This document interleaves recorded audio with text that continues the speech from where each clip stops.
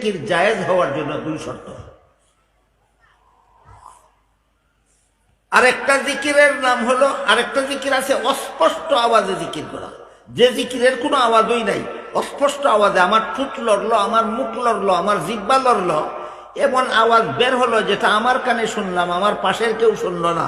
এটা হইল তৃতীয় রকমের মুখের জিকির। এটার কোনো শর্ত নাই, শর্তহীনভাবে এটা জায়েজ।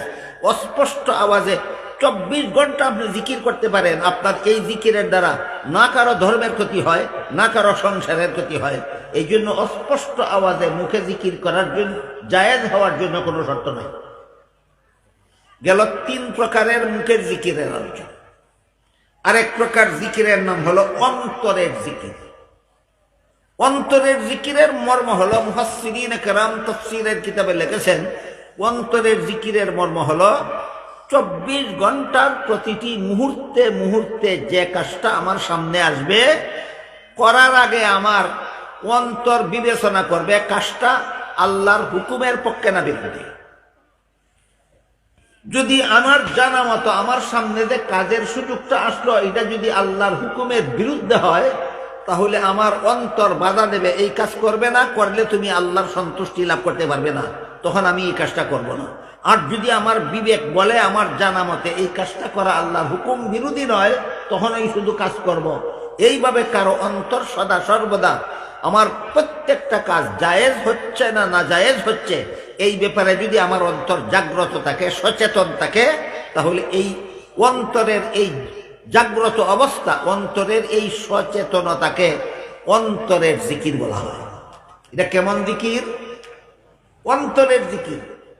এই মর্মেই হাদিস শরীফে রাসূল করিম সাল্লাল্লাহু আলাইহি ওয়াসাল্লাম বলেন, ফাইন লাম তাকুন তারাহু ফাইন্নাহু ইয়ারাক।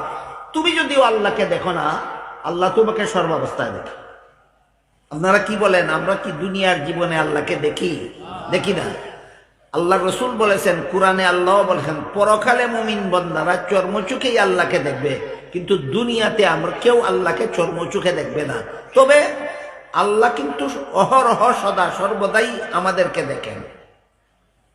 এই যে একটা বিশ্বাস আমাদের অন্তরে আছে, আল্লাহ সর্বদাই আমাকে দেখেন, এই বিশ্বাসটা মুসলমানের অন্তরে ঘুমন্ত থাকে। এই কারণে আল্লাহ দেখেন, বিশ্বাসও করে, চুরিও করে। আল্লাহ দেখেন, বিশ্বাসও করে, ডাকাতিও করে। আল্লাহ দেখেন, বিশ্বাসও করে, জিনা ব্যভিচারও করে। আল্লাহ দেখেন, বিশ্বাসও করে, সুদও খায়, ঘুষও খায়। আল্লাহ দেখেন, বিশ্বাসও করে, দুর্নীতিও করে, জালিয়াতিও করে।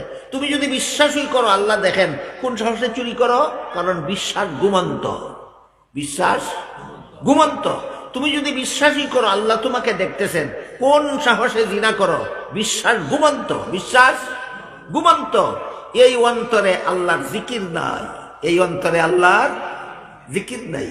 আমার কথা বুঝে থাকলে বলুন, যেই ব্যক্তি বিশ্বাস করে আল্লাহ দেখেন, তারপরও চুরি করার সাহস করে, তারপরও ডাকাতি করার সাহস করে, তারপরও মিথ্যা কথা বলার সাহস করে, তারপরও মিথ্যা মামলা করার সাহস করে, তারপরও জিনা ব্যভিচার করার সাহস করে, বিশ্বাস করে আল্লাহ দেখেন, তারপরও দুর্নীতি জালিয়াতি করার সাহস করে, তার অন্তরে আল্লাহর জিকির আসে না? জিকির নাই, জিকির নাই। এই বিশ্বাসটাকে জাগ্রত করার নাম অন্তরের জিকির। বিশ্বাসটাকে জাগ্রত করার নাম অন্তরের জিকির।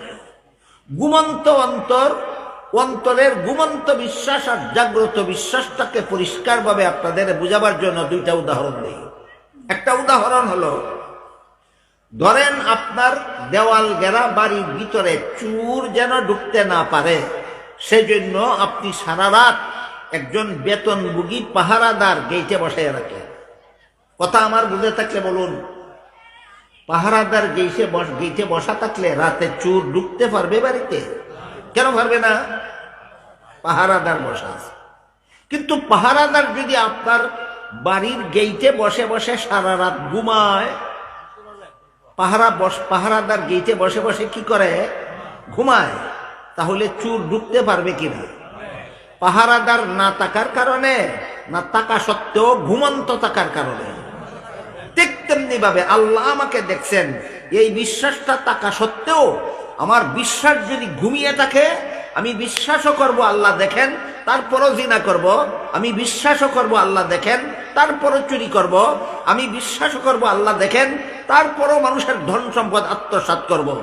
বিশ্বাস না থাকার কারণে না বিশ্বাস ঘুমন্ত থাকার কারণে? বিশ্বাস ঘুমন্ত থাকার কারণে। এই বিশ্বাসটাকে জাগ্রত করার নাম অন্তরের জিকির। বিশ্বাসটাকে কি করার নাম? ঘুমন্ত বিশ্বাসটাকে অন্তরে জাগ্রত করার নাম অন্তরের জিকির। এর একটি উদাহরণ দিচ্ছি, শুনুন। হযরত ইউসুফ আলাইহিস সালামের সাথে জিনা বেবিচার করার জন্য জুলাইখা একটা খাস কামরায় নিয়ে গেছিল। ইউসুফ আলাইহিস সালাম সেই কামরায় ঢুকে দেখলেন কামরার এক পাশে জুলাইখা কোনো একটা কিছু পর্দা দিয়ে ঢেকে রেখেছে। ইউসুফ আলাইহিস সালাম জুলাইখাকে জিজ্ঞাসা করলেন, এই কামরার ভিতরে পর্দা দ্বারা তুমি কি ঢেকে রেখেছ? জুলাইখা বলে, আমি যেই দেবতার পূজা করি দেবতাটা ঢেকে রেখেছে। ইউসুফ আলাইহিস সালাম জিজ্ঞাসা করলেন, তুমি তো এটার পূজাই করো, ঢেকে রাখলে কেন? জুলাইখা বলে, এখন আমি তোমার সাথে জিনা করব, কাজে আমার পূজার দেবতার সামনে জিনা করতে আমার লজ্জা হয়, এই জন্য দেবতার ঢেকে রাখছি তোমার সাথে নির্লজ্জভাবে জিনা করার জন্য। ইউসুফ আলাইহিস সালাম জিজ্ঞাসা করলেন, তোর মূর্তির সামনে জিনা করলে কি মূর্তি দেখবে? আপনারা কি বলেন? জুলাইখা বলে, না, এটার সামনে জিনা করলেও দেখে না, ডাক্কা করলেও দেখে না। ইউসুফ জিজ্ঞাসা করলেন, যেই দেবতারে ডাকলে যেভাবে দেখে না, না ডাকলেও দেখে না, তাহলে ডাকার দরকারটা কি ছিল? জুলাইখা জবাবে বলে, আমার পূজার মূর্তি যদিও দেখে না, কিন্তু যে কারিগরে মূর্তিটা বানাইছে তার চোখের মধ্যে দেখার ভঙ্গি দিয়ে বানাইছে।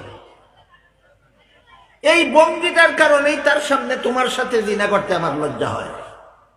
ইউসুফ আলাইহিস সালাম বললেন, এই জুলাইখা, তোর মূর্তির চৌকের মধ্যে শুধু দেখার ভঙ্গি আছে, আসলে দেখে না, তারপরে যদি এটার সামনে আমার সাথে জিনা করতে তোর লজ্জা হয়, আমার আল্লাহ যে আসলেই দেখে, সেই আল্লাহর সামনে কোন লাজে তোর সাথে আমি জিনা করব? এবার বলেন, ইউসুফ আলাইহিস সালামের অন্তরে আল্লাহ আমাকে দেখেন এই বিশ্বাসটা ঘুমন্ত ছিল? এইভাবে আল্লাহ আমাকে দেখেন বিশ্বাসটা জাগ্রত করার নাম অন্তরের জিকির। বিশ্বাসটা জাগ্রত করার নাম কিসের জিকির? অন্তরের জিকির। যাদের অন্তরে এভাবে আল্লাহর জিকির চালু হয়ে যায়, এদের অন্তর থেকে সব রকমের কুস্বভাবের আগাছা পরিষ্কার হয়ে যায়।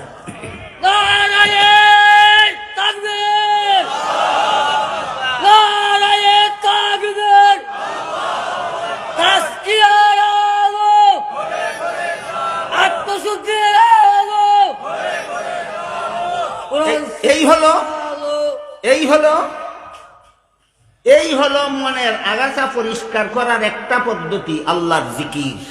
মনের আগাছা পরিষ্কার করার একটা পদ্ধতি কি হলো? আল্লাহর জিকির।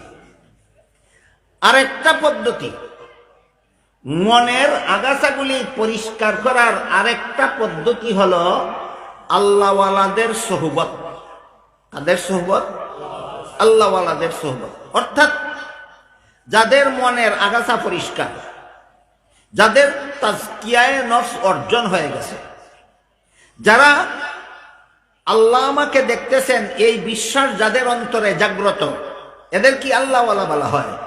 এদের সোহবত অবলম্বন করলে, যারা সোহবত অবলম্বন করে, তাদের অন্তরের কুস্বভাবগুলি আস্তে আস্তে পরিষ্কার হয়ে যায়।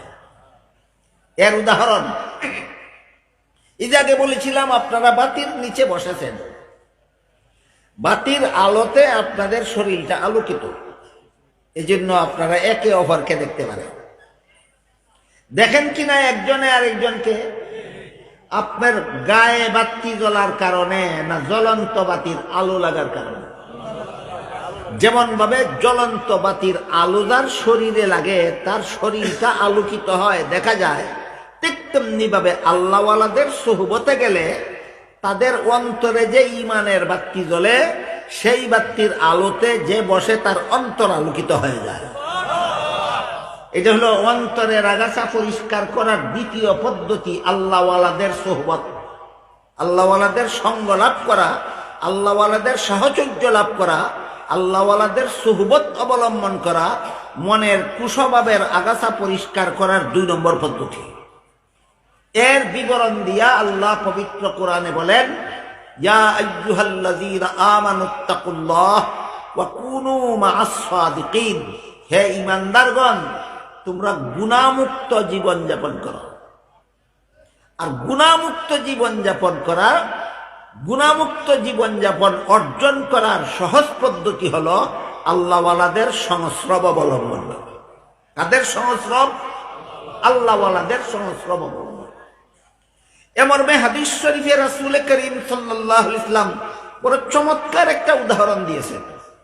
রাসূল বলেন, তুমি যদি আতরের দোকানে যাও, গিয়ে যদি তার দোকানে চুপচাপ বসে থাকো, পয়সা খরচ করে যদি আতর নাও কিনো, তবুও বাতাস দোকানদারের শিশিতে রাখা আতরের সুগন্ধ বিনামূল্যে তোমার নাকে লাগাইয়াই দিবে। বলেন, আতরের দোকানে বসে থাকলে দোকানদারের আতরের সুগন্ধ নাকে লাগার জন্য পয়সা খরচ করার দরকার হয় না বসে থাকলেই হয়? যেমন ভাবে আতরের দোকানে বসে থাকলেই আতরের সুগন্ধ পাওয়া যায়, ঠিক তেমনি ভাবে আল্লাহওয়ালাদের দরবারে বসে থাকলেই অন্তরের আগাছা পরিষ্কার হতে থাকে। এটা হলো অন্তরের 10টা কুস্বভাব পরিষ্কার করার কত নম্বর পদ্ধতি? 2 নম্বর পদ্ধতি। 1 নম্বর পদ্ধতি হলো ওই স্তর বেদে আল্লাহর জিকিরগুলি চালু করা। 2 নম্বর পদ্ধতি হলো আল্লাহওয়ালাদের সোহবত অবলম্বন করা, আল্লাহওয়ালাদের সঙ্গ লাভ করা। 3 নম্বর পদ্ধতি, মনের যে সমস্ত আগাছার তাড়নায় আমরা অসংখ্য অগণিত গুনায় লিপ্ত হয়ে থাকি সারা দিন সারা রাত,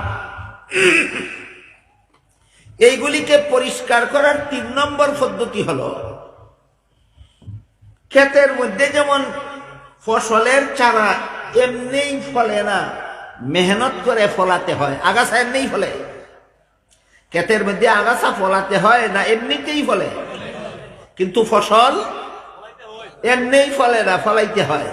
ঠিক তেমনি ভাবে মানুষের মনের কতগুলি সুস্বভাব আছে, এগুলি হলো মনের ক্ষেতের ফসল।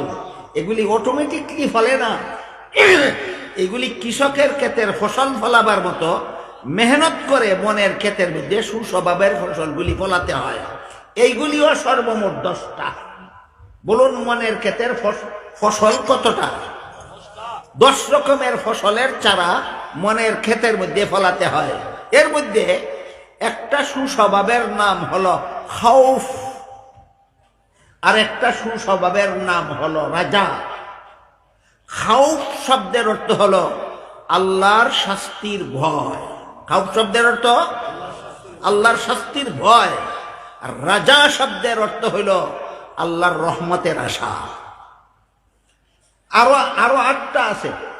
এইরকম 10টা সুস্বভাবের ফসলের চারা মনের মধ্যে লাগাইলে পরে এই মনওয়ালা, এই আত্মাওয়ালা একদিকে সকল রকমের কুস্বভাব থেকে পবিত্র হয়, অপরদিকে সে সকল প্রকার সুস্বভাবের ফসল দুনিয়াতে আখেরাতে উপভোগ করার যোগ্য হয়।